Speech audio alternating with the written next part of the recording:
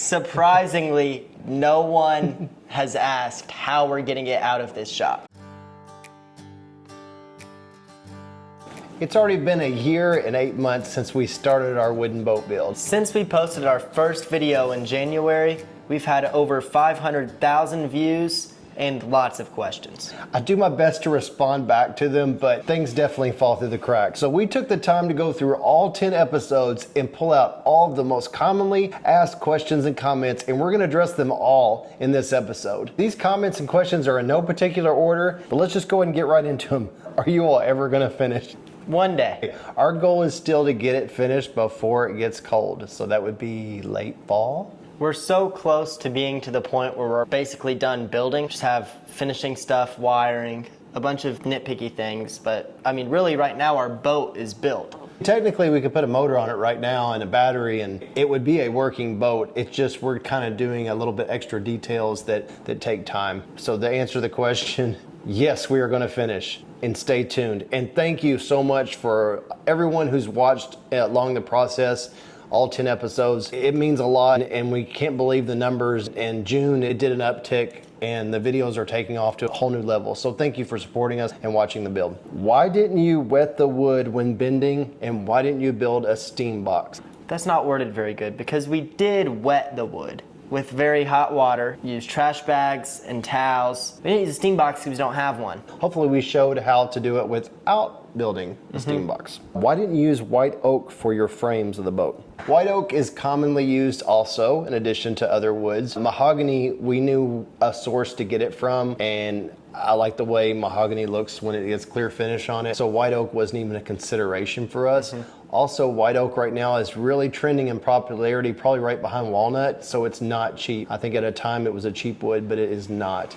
Not that mahogany and sapele is cheap, but it was just a choice for us to go with that. What are the forums I refer to in boat building? I guess in the video I've referred to forums. I'm referring to the Glen L forum, and then there's also some Facebook wood boat building forums that if you just search for wood boat building, and I frequent a lot of those, and that's where I've gotten a lot of our information and tips, and it's saved us from making some mistakes for sure. Where do the blueprints come from? Glen L Marine. If you put glenlmarine.com into a browser and then look for the Malahini, that's a Malahini,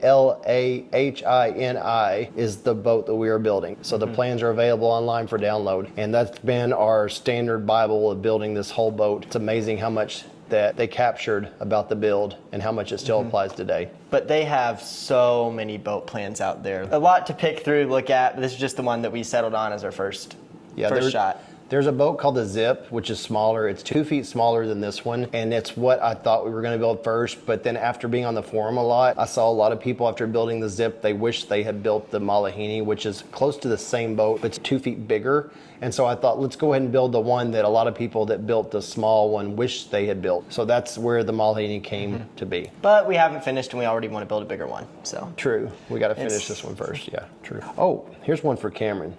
Where did Tommy, the shop cat, come from? That's been a good bit of people asking, but we were working at a house and I just found him in a bush outside. He was a little flea-covered kitten and I took him and now he's our fat shop cat that lives happily ever after. Okay, here's another one. This is the elephant in the room. Why is there sometimes so much space between our episodes? Believe it or not, we're not professional boat builders. We have real jobs. And this is just something that we squeeze in every chance we get on the side. In addition to all the time spent building the video, we also have to take that footage and turn it into a watchable video. On average, we have anywhere from 25 to 30 hours of editing in each one of the videos that you see when they're 30 minutes long. It's so time consuming, but it's nice to be able to put it all in one video and capture all the aspects of the build. And we're glad we're doing it, but sometimes it gets hard. And that's why sometimes it's a month between videos. We'd love to do every week, but when you have a full-time job, that's really difficult. Okay, here's one. I put all three of these together. We've got what is your motor size, what is the fuel tank size, and what is the weight of the motor. We're doing a 65 horsepower outboard.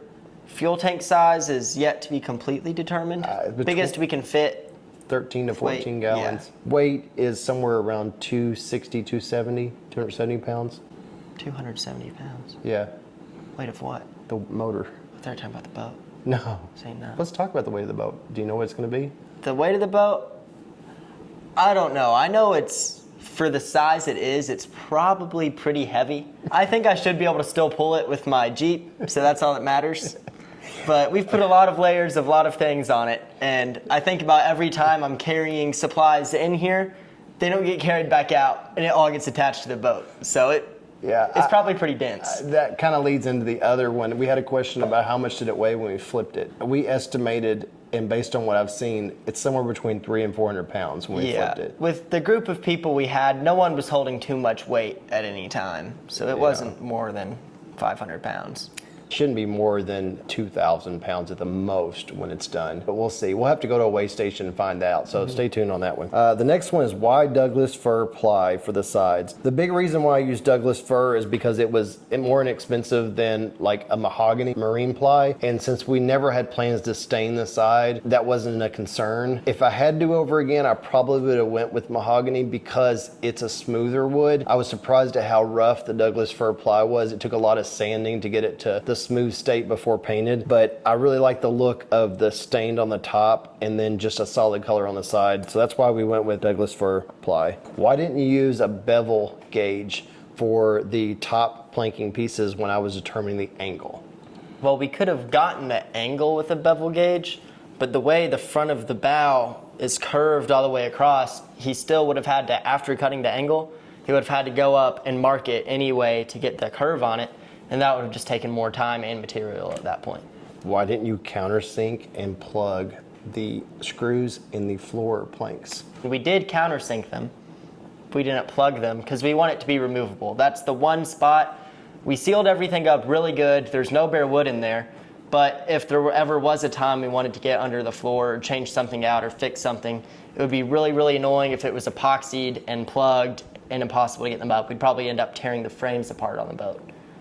Okay, why not grout or caulk the deck like conventional, the decking between the strips? It's common that you see white, black, and I've even seen yellow put in between the planking on the top. The big reason why we did this is we're in Kentucky and you don't see a lot of wood construction boats, and I really feel like a lot of people, if they saw that, they would think that we didn't know how to do wood joinery, so we stuck caulk in between them. I know that a lot of the more boating friendly areas maybe see more wood boats and they realize that's a conventional construction method that Chris Craft and all the boat manufacturers have made. We made it much more complicated ourselves by doing wood to wood strips with the holly because they had to be beveled to be able to meet tightly. There was a lot of extra work, and while we were doing that, I realized why they do that type of construction, because it makes it much easier to construct as far as the wood joinery. But that's mainly the reason. I've always liked the look of it, and at time, even when I didn't know any better, I always just thought it was wood strips that were alternating in color. So it's just kind of what I always envisioned. There was a part where I wished that we had went that way because it took so much extra time, but I think once the clear goes on, we'll be glad we did it that way.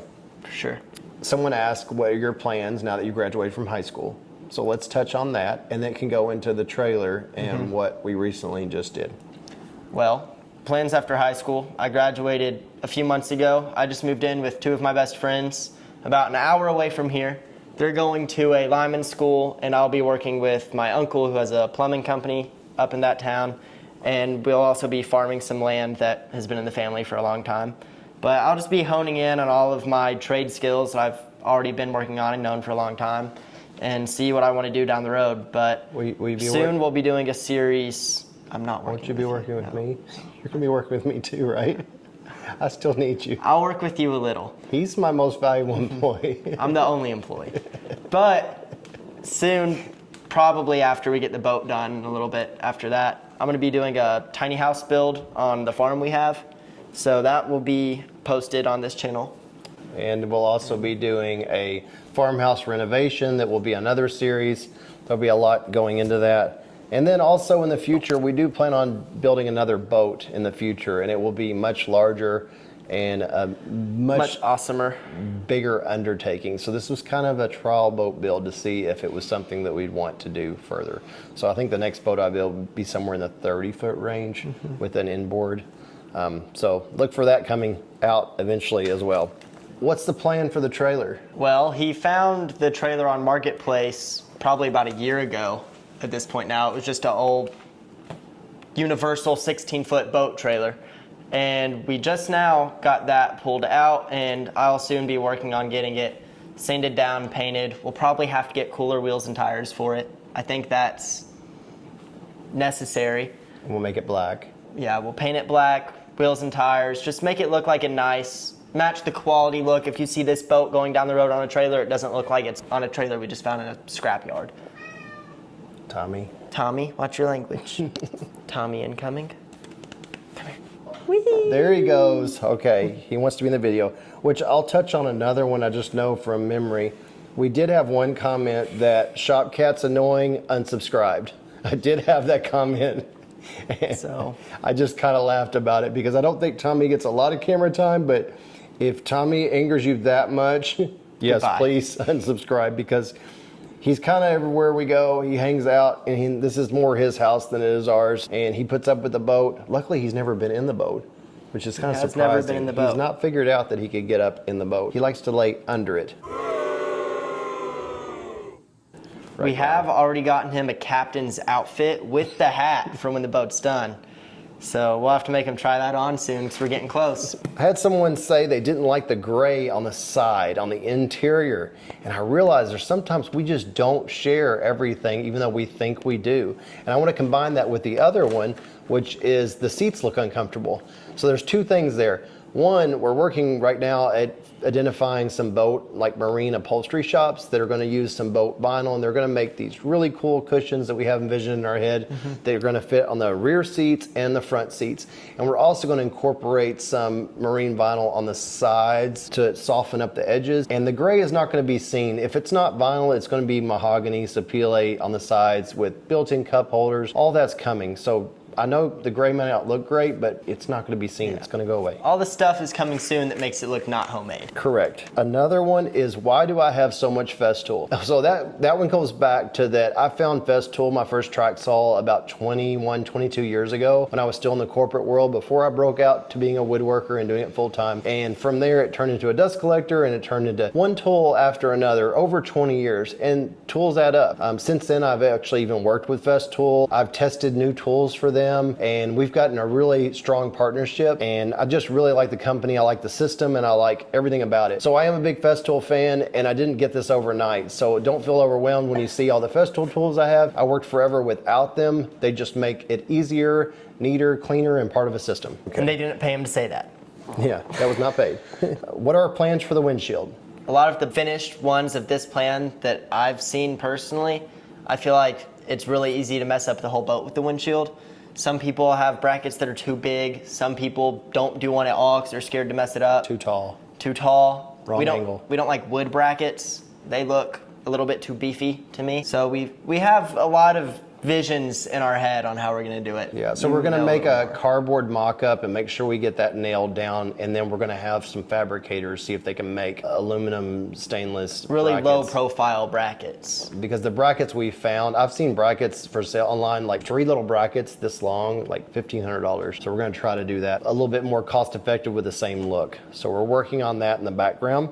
There's one thing you haven't said yet that makes none of this stuff matter. What's that? Doesn't matter what we do to the boat if we can't get it out. That's true. That's surprisingly, no one has asked how we're getting it out of this shop. We had one Facebook comment, and it's somebody I actually know, and he asked, he's like, how are you all getting that thing out of there? That's the only, out of 500,000 views, is the only person that has asked, which is kind of surprising, because if you noticed, we have 2 French doors here. They're 6 feet wide. We have large windows.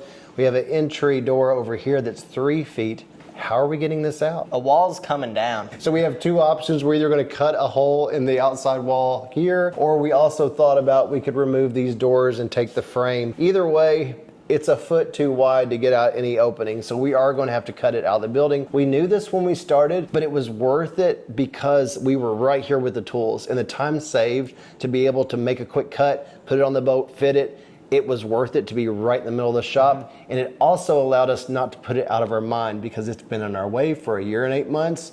And I cannot imagine this being out of the shop now because we were going to get 25% bigger shop when this is out. So that was kind of all part of the plan. I don't think it'll be much longer before we actually get this out and get it on the trailer. We want to finish the varnishing on the top and get that sealed up, and then we'll probably be pulling it out for some of the finishing stages soon in the near future. It'll be easier to mount the motor with using a tractor on the outside because the motor weighs almost 300 pounds, and some of the other steps. That's where it's important that Cameron, at his new location, we just delivered the trailer there. He's gonna be able to work on that. And while he's working on the trailer, I'll be working on some fairing, and we're gonna bring these together really soon. Yeah. Some people would probably be wondering, if we're so busy, if we have such little time and it's so hard to make time for this, why are we building a boat? No, we talked about it off and on for a long time. And last year I realized Cameron was a junior, and I realized if we did not start it soon, that we would never do it. So it became almost like an urgent to start. Yeah. And it really, if we started any later, it would be so much work. I mean, I've already moved out. The boat's to the point now where we can see the light at the end of the tunnel. So we're still motivated. We're still gonna get it done, but it's cutting it close even with when we did start it. It just gets harder and harder. Yes. The longer it goes. It'll only get harder, but we do see a light at the end of the tunnel. And some people ask me exactly how much longer. Once I finish building the first boat, I'll be able to tell you a lot better how far along we are. I don't know. We got to get the electrical part out of the way, varnishing, finishing, windshield, upholstery, that kind of stuff. It's finally to the point where we can do more than one thing at a time, which is nice. Yeah. For a long time on the boat build, you have to do one thing at a time and you can't branch off. So together, we're going to be able to do more than one thing, and we're going to be capturing all that. Cameron's going to have his own camera at his new location, but he's going to document the trailer refresh and getting that ready. And we're just looking forward to getting this as a full series where you can actually see this thing on the water, and we hope to get it to you soon. And I appreciate all your comments and questions. It's hard sometimes to respond back to all of them, but I really think this video maybe hopefully will address a lot of your questions, maybe create some other questions and comments. Feel free to let us know in this video, and we'll do another one in a few videos just to kind of keep everybody on the same page. Thank you so much for your support. Keep liking, sharing, commenting, and all those kind of things. And we forgot the other one. It just reminded me. Okay, here's another one. Is it cost effective to build your own boat versus buying one? Definitely, if you're trying to save money, buy a boat. Do not build one. I think every part that we've gotten could be a nice little marketplace deal. We went to get the marine plywood, could have bought a boat. Buy the new outboard, could have bought a boat. There's definitely, I think if it's associated with boat building, there's a cost that is escalated on it. So if you could buy a material that's not directly associated with a boat build, it's going to save money. But the epoxy costs alone have been staggering to me. You know, all the electronic components, which I'm buying right now, the material cost, all those kind of things. I've been saving all the receipts, so we will have one on cost towards the end. But it's more about the experience, I think. And it's not about really saving money. And it'll be a nice boat when it's done. I constantly see boats for sale. They're like in this size range, and it's like, wow, you can really buy a fiberglass boat a lot cheaper, but it's not gonna look like this one.